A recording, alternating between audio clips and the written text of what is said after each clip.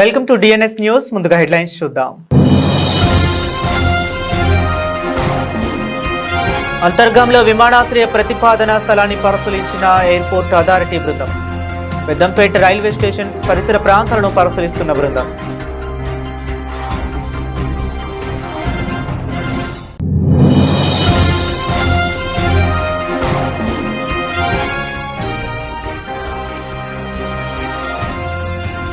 రామగుండంలో 27 అడుగుల గణపతి విగ్రహ ప్రతిష్టాపన కోసం ఎమ్మెల్యే రాజ్ ఠాకూర్ పూజ కార్యక్రమాలు.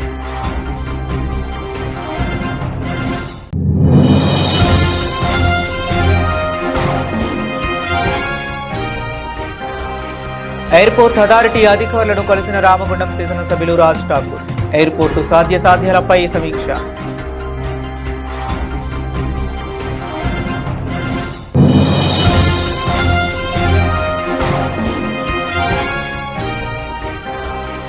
పార్లమెంట్లో సింగరేణి రిటైర్డ్ కార్మికుల పెన్షన్ సమస్యలపై మళ్లీ గలమెత్తిన పెద్దపల్లి ఎంపీ గడ్డం వంశీకృష్ణ.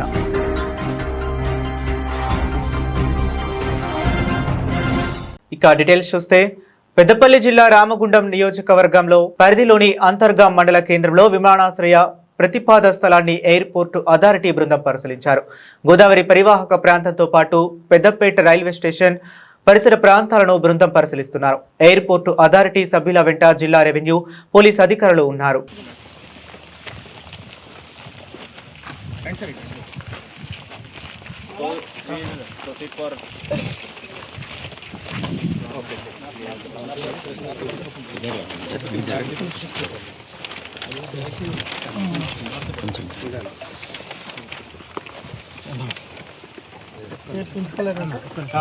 ये प्रबोधर Singh.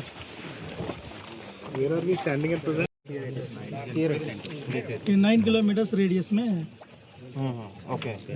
We are not in approach of. लेकिन टावर का हाइट कितना है? आशपांड है. Actually, we have a chimney also. No? This is under construction. Chimney. 275 meters. 275 meters. Both printed होगा. Megawatt.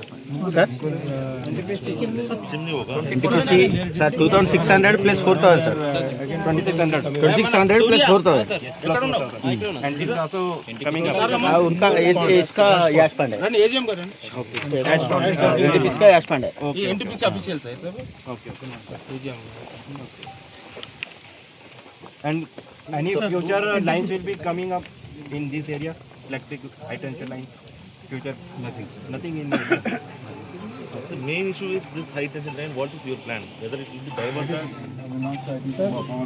ఉమ్మడి రాష్ట్ర ముఖ్యమంత్రిగా, గవర్నర్గా, ఆర్థిక మంత్రిగా, ప్రజా సేవకుడిగా దీర్ఘకాలం సేవలందించిన కొణిజేటి రోసయ్య వర్ధంతి సందర్భంగా రామగుండం పోలీస్ కమిషనరేట్ కార్యాలయంలో ఏర్పాటు చేసిన కార్యక్రమం సందర్భంగా Ramagundam police commissioner Amber Kishore Jha, police అధికారులు ఆయన చిత్రపటానికి పూలమాలలు వేసి నివాళులు అర్పించారు. ఈ సందర్భంగా సిపి మాట్లాడుతూ రోసయ్య గారి రాజకీయ ప్రస్థానం, నిస్వార్థ ప్రజాసేవ, సాదాసీదా జీవన పద్ధతి, పరిపాలనా నైపుణ్యం వంటి అంశాలను స్మరించుకున్నారు.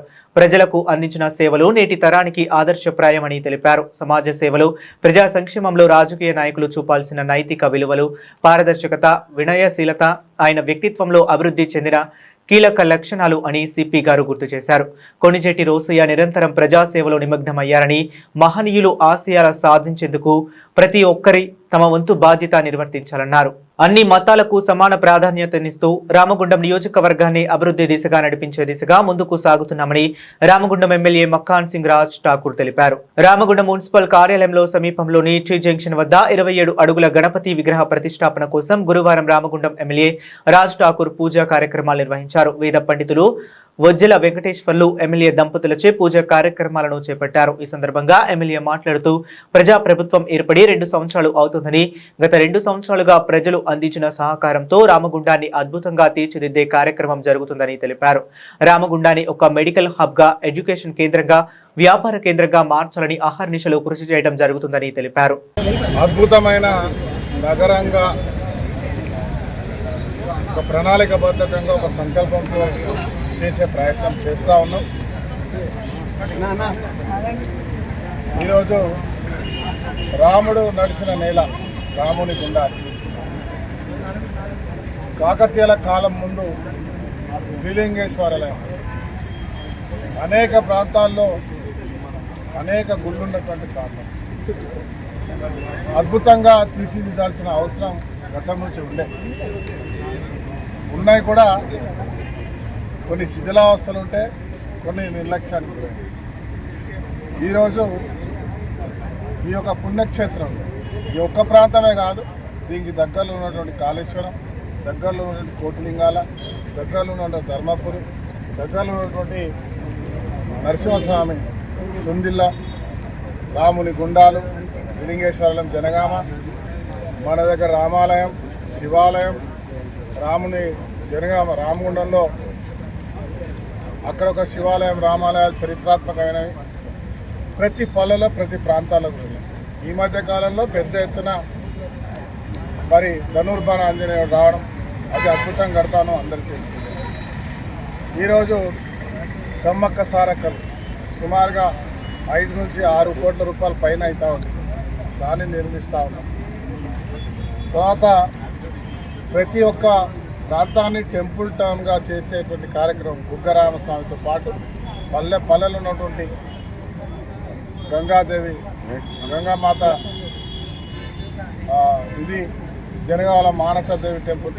మరి అదే మాదిరిగా ప్రతి ప్రాంతంలో అనేక టెంపుల్, దాదాపు 29 టెంపుల్లకు గాను ఓలివాడల సమ్మక్క సారక్క, తక్కలపల్లిలో సమ్మక్క సారక్క, బెంగళూరులో సమ్మక్క సారక్క, పెద్దమ్మ టెంపుల్, అన్ని టెంపుల్లతో పాటు గోదావరిలో పోచమ్మ మైదాన్ అందరికీ తెలిసిన అవసరం. ఇవాళ కబ్జాలకు గురైనటువంటి పోచమ్మ మైదాన్ ఇవాళ మళ్ళీ ఆ పోచమ్మను బయటకు తీసుకొస్తాం. అద్భుతమైన కళాఖండంతో అక్కడ కూడా నిర్మించబోతా ఉన్నాం. అదే మాదిరిగా మున్సిపల్ ఆఫీస్ ముందు ఇక్కడ బ్రహ్మాండమైనటువంటి రాష్ట్రంలోనే ఇంత పెద్ద గణేశుడు ప్రతి ఇంట్లో ఉంటాడు, ప్రతి ఇంటి ముంగట ఉంటాడు. ప్రతి వాడలో కూడా అనేక ప్రాంతాల్లో చిన్న గణేష్ గుళ్ళని చూస్తూ ఉంటాం. ఇవాళ ఆ గణపతి దేవదేవుడు మరో సంవత్సరానికి ఒకసారి చేసుకోవడం కాదు, శాశ్వతంగా ఈ నగరానికి ఎక్కడైనా రోడ్డు చూడాలని, ఏదైనా మంచి జరగాలని, శుభం జరగాలని ఏ పూజ చూసినా గణపతి పూజతో చేస్తాం. అదే మాదిరిగా గోదావరి కానీ ఎంట్రన్స్లో ఒక బ్రహ్మాండమైనటువంటి 27 అడుగులు కింద నుంచి అవి చూసుకుంటే సుమారుగా 30 అడుగుల ఒక అద్భుతమైన గణపతి దేవుణ్ణి ఒక విగ్రహాన్ని మనం ప్రతిష్ఠ చేసుకుంటున్నాం. ఈరోజు పూజా కార్యక్రమం జరిగింది. రామగుండం నియోజకవర్గం అంతర్గాం మండల కేంద్రంలో ప్రతిపాదిత విమానాశ్రయం ఏర్పాటు స్థలాన్ని పరిశీలించేందుకు ఢిల్లీ నుంచి ఎయిర్పోర్టు అథారిటీ బృందం గురువారం ఈ ప్రాంతానికి వచ్చారు. ఈ సందర్భంగా సంబంధిత అధికారుల బృందాన్ని స్థానిక ఎమ్మెల్యే రాజ్ ఠాకూర్ మకాన్ సింగ్ మర్యాదపూర్వకంగా కలిశారు. ఎయిర్పోర్టు ఏర్పాటు సాధ్యాలపై అధికారులతో సమీక్షించారు. అంతర్గాం మండల కేంద్రంలోని ప్రతిపాదిత 977 ఎకరాల స్థలాన్ని అధికారులు పరిశీలించారు. అలాగే ఎల్లంపల్లి, గోదావరి పరిసర ప్రాంతాలు, స్పిన్నింగ్, వీవింగ్ మిల్ తదితర ప్రాంతాలను ప్రత్యేకంగా పరిశీలించారు. అనంతరం రామగుండం ఎన్టీపీసీ విద్యుత్ పరిశ్రమకు చెందిన జ్యోతి భవన్ కు చేరుకున్నారు. ఈ సందర్భంగా ఎమ్మెల్యే వారికి మర్యాదపూర్వకంగా కలిశారు. Yeah, that is only can. That can be done, sir. Yeah, that can State be done. government wants, then Yeah, it state is government is feasible. always possible. Yes. And that can be changed also. There is a provision It is will there. be better for this area also. For keeping future in mind, sir, if airport is coming, so you can plan that in very good manner, so that it doesn't hinder for the future development also. Correct. Not only airport, but the whole area. One positive thing was like. I am already making very big roads, sir. Yes, sir. Yeah. Even ROBs and train things. And we are coming with 2 ROBs and a flyover and big double road, 4-line roads. We already sanctioned budget and tenders also has been complete. And you know, it's almost grounded. Some work is started now. So this road. Singareni retired కార్మికులు ఎదుర్కొంటున్న pension సమస్యలపై Peddapalli MP Shri గడ్డం వంశీకృష్ణ పార్లమెంట్లో మరోసారి దృష్టి సారించారు. గత సమావేశంలో ఇదే అంశాన్ని లేవనెత్తిన విషయం గుర్తు చేసుకుంటూ మాజీ కార్మిక మరియు గనుల శాఖ మంత్రి కాకా వెంకటస్వామి గారు ప్రవేశపెట్టిన పెన్షన్ పథకం 30 నుంచి 35 సంవత్సరాలైన సరైన రీతిలో అప్డేట్ కాలేదని ఎంపీ ఆవేదన వ్యక్తం చేశారు. పెన్షన్ ఇప్పటికీ 500 నుంచి 1000 మధ్య ఉండడం తీవ్రమైన అన్యాయం అని పేర్కొంటూ గతంలో సీఎంపీఎఫ్ కి టన్నుకు 20 రూపాయలు కేటాయించినప్పటికీ ఉన్నప్పటికీ పెన్షన్ రివిజన్ అమలు కాలేదని తెలిపారు. ప్రస్తుత జీవన వ్యయం 8,000 నుంచి 10,000 వరకు పెరిగిన నేపథ్యంలో కనీసం 10,000కు పెన్షన్ ఇవ్వటం అత్యవసరమని ఎంపీ వంశీకృష్ణ డిమాండ్ చేశారు. రిటైర్డ్ కార్మికుల కోర్టులో కేసు వేయటం న్యాయం చేసి పోరాడతామన్న విషయాన్ని కూడా ఆయన వివరించారు. I raised about the Singareni retired pensioners issue.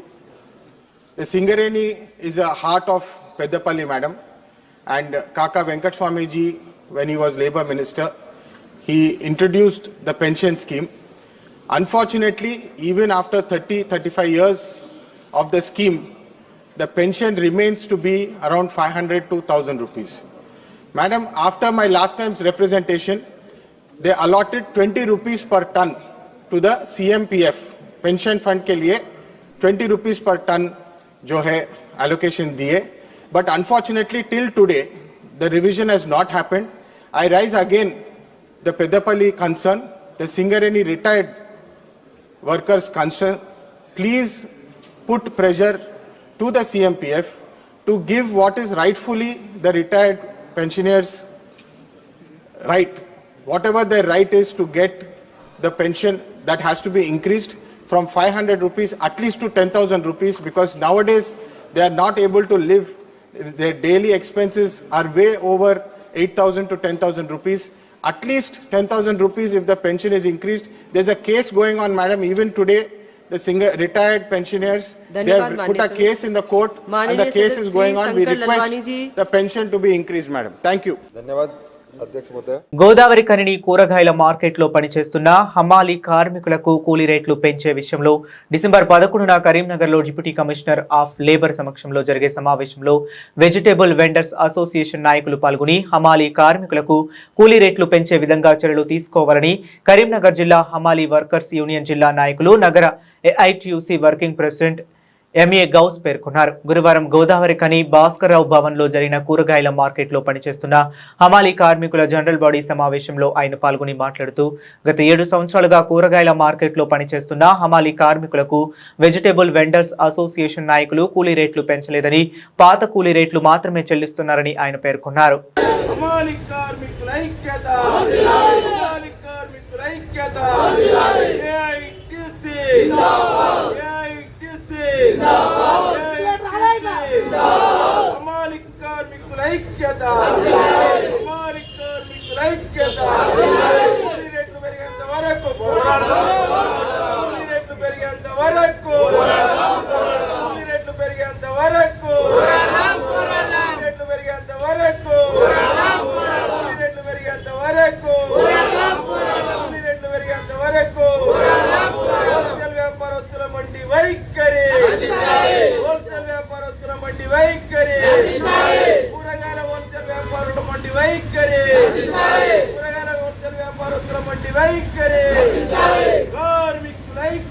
హమాలీ కార్మికుల కూలీ రేట్లు పెంచవలసిందిగా గత 2 సంవత్సరాల నుండి హోల్సేల్ వ్యాపారస్తులతో పలుమార్లు డిసిఎల్ గారి దగ్గర చర్చలు జరగడం అయినది.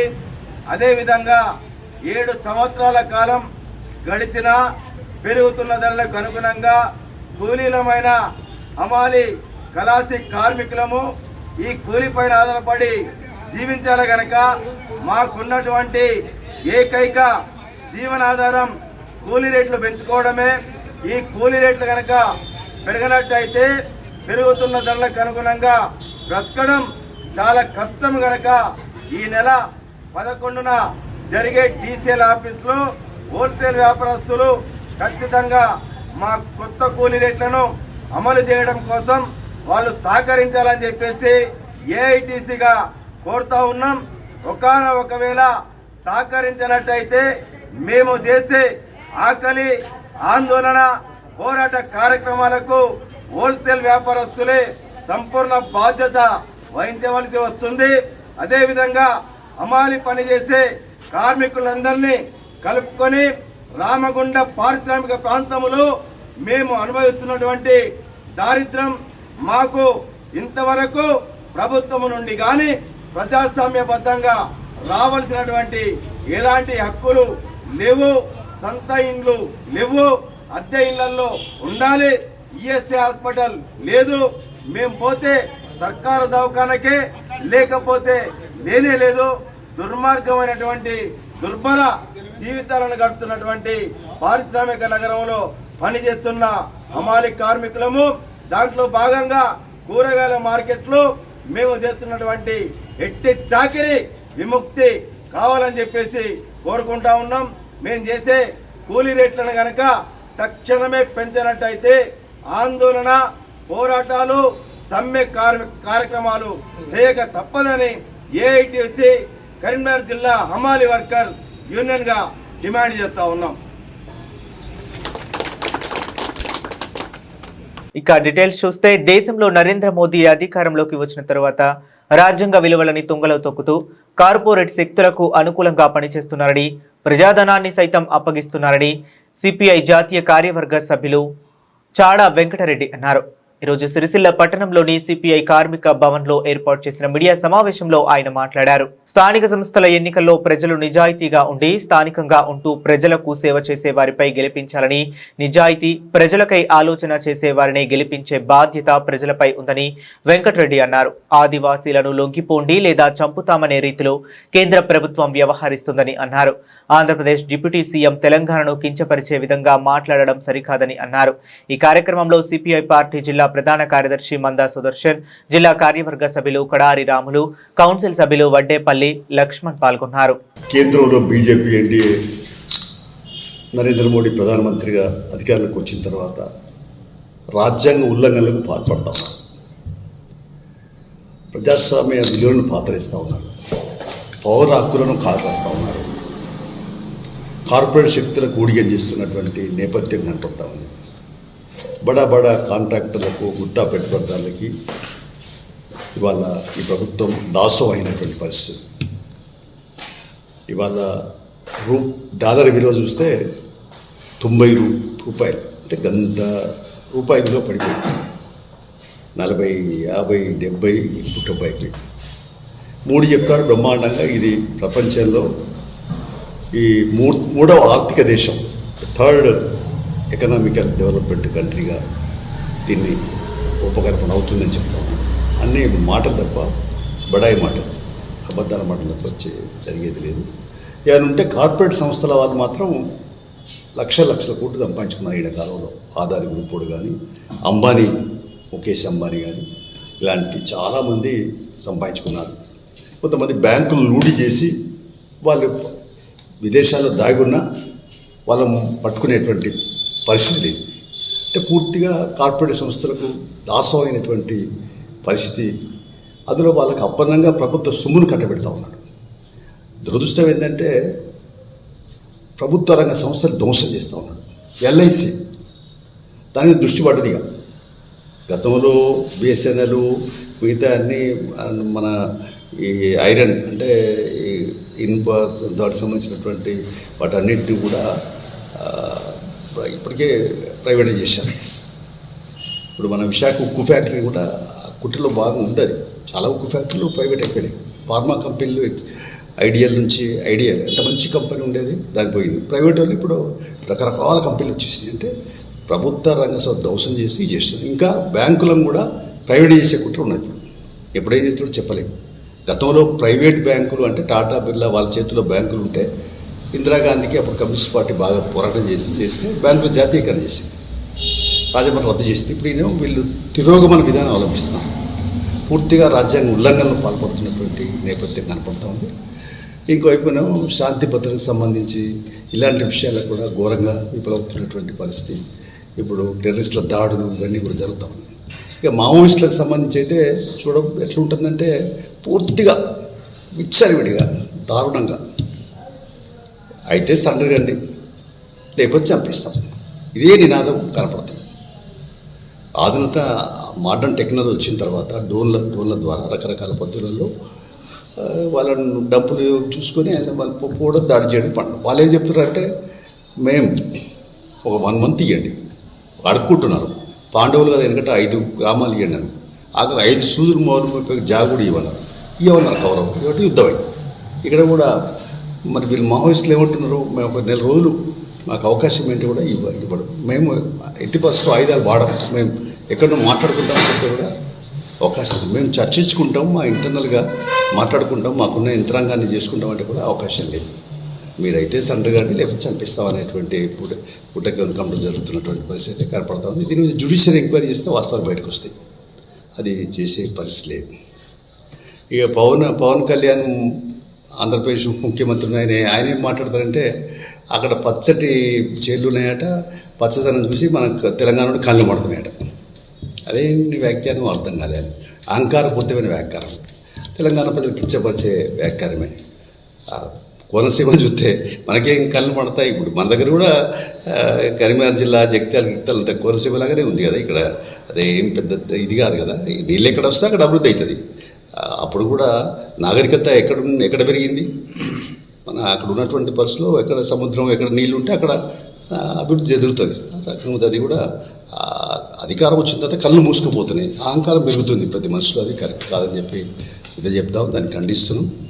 తెలంగాణకు సంబంధించిన విషయంలో స్థానిక సంస్థల ఎన్నికలు ముమ్మరంగా జరుగుతామని ముఖ్యమంత్రి గారు ఆఫ్ వద్దు, ఫుల్ వద్దు, మంచిగా ఓట్లేయమని చెప్తాడు, మంచిదే.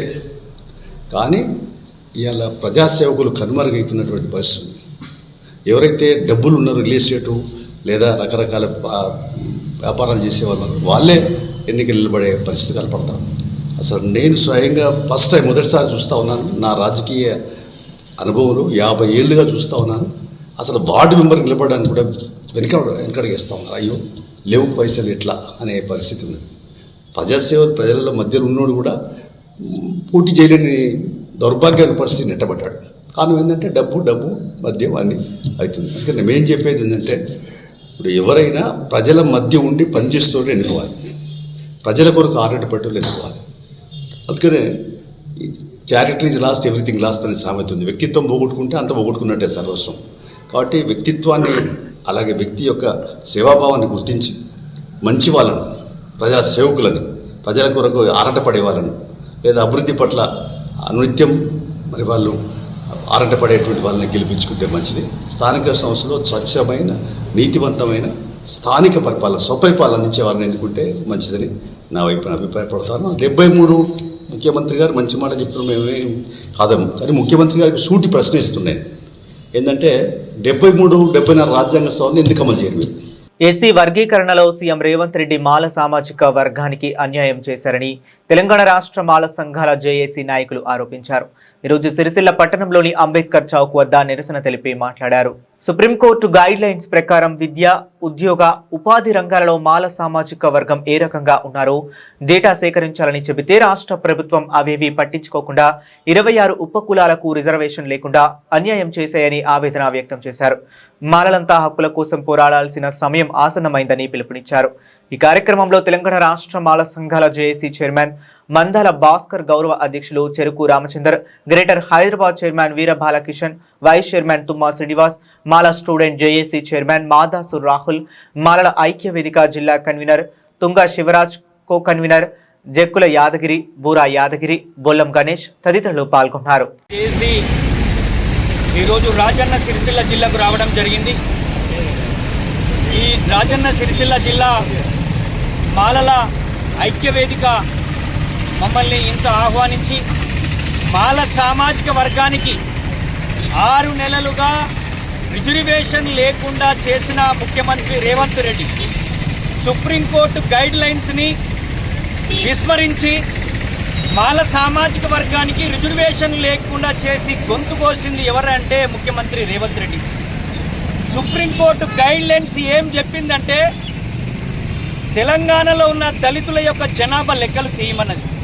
ఈ 78 సంవత్సరాలలో 59 కులాల్లో ఎవరు అభివృద్ధి చెందారు విద్యా, ఉద్యోగ, ఉపాధి రంగాలలో లెక్కలు తీసి ఎంపారికల్ డేటా తీసుకొని మీరు మీ యొక్క రాష్ట్రంలోని డిమాండ్ను బట్టి ఏ సామాజిక వర్గానికి అన్యాయం చేయకుండా చేయాలని చెప్తే ముఖ్యమంత్రి రేవంత్ రెడ్డి తన యొక్క వ్యక్తిగత లాభాపేక్ష, ఓటు బ్యాంకు రాజకీయాల కోసం మాల సామాజిక వర్గానికి సంబంధించిన 26 కులాలని రిజర్వేషన్ లేకుండా చేసినటువంటి చరిత్ర ముఖ్యమంత్రి రేవంత్ రెడ్డి.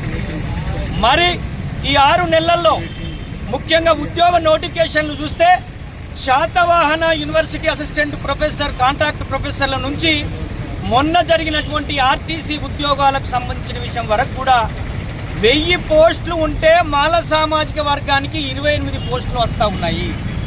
గ్రూప్ 1లో ఉన్న సంచార కులాలకు 31 వస్తే గ్రూప్ 2లో ఉన్నటువంటి కులాలకి 89 వచ్చాయి. అంటే మాల సామాజిక వర్గానికి తన జనాభా ప్రకారం తను అనుకున్న రిజర్వేషన్ ప్రకారం రాకుండా పోవడానికి కారణం ముఖ్యమంత్రి రేవంత్ రెడ్డి.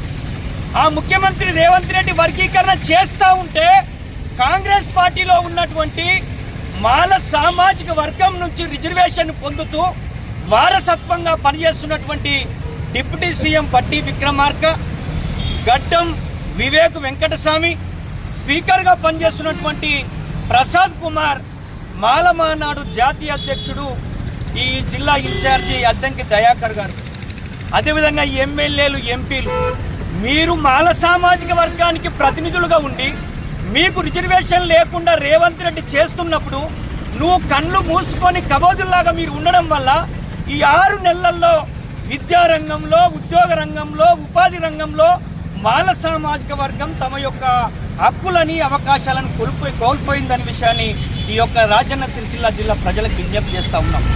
ఓ ఉద్యోగస్తులారా, ఓ విద్యార్థులారా, ఓ మాల ప్రజలారా, మీకు రిజర్వేషన్ లేకుండా చేసి 22 లోపు ఒక్క ఉద్యోగమైనా ఈరోజు ప్రభుత్వ రంగంలో, విద్యారంగంలో మనకు అవకాశాలు లేకుండా పోయాయి. మనము ఓసీల కన్నా, బీసీల కన్నా, ఈడబ్ల్యూఎస్ వాళ్ళకన్నా అత్యంత అభివృద్ధి చెందిన కులంగా మనకు మరి ఆ విధంగా మనకు అంటరానితనం లేదు. బులెటిన్ ముగించే ముందు మరొకసారి హెడ్లైన్స్ చూద్దాం. అంతర్గంలో విమానాశ్రయ ప్రతిపాదన స్థలాన్ని పరిశీలించిన ఎయిర్పోర్ట్ అథారిటీ బృందం. పెద్దంపేట రైల్వే స్టేషన్ పరిసర ప్రాంతాలను పరిశీలిస్తున్న బృందం.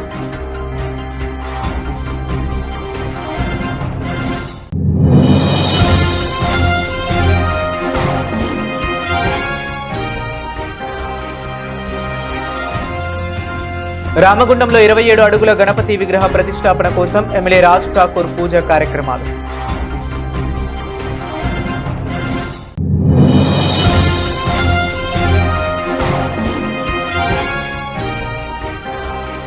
ఎయిర్పోర్ట్ అథారిటీ అధికారులను కలిసిన రామగుండం శాసనసభ్యులు రాజ్ ఠాకూర్.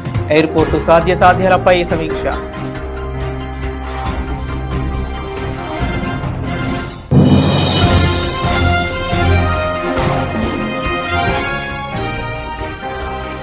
పార్లమెంట్లో సింగరేణి రిటైర్డ్ కార్మికుల పెన్షన్ సమస్యలపై మళ్లీ గలమెత్తిన పెద్దపల్లి ఎంపీ గడ్డం వంశీకృష్ణ.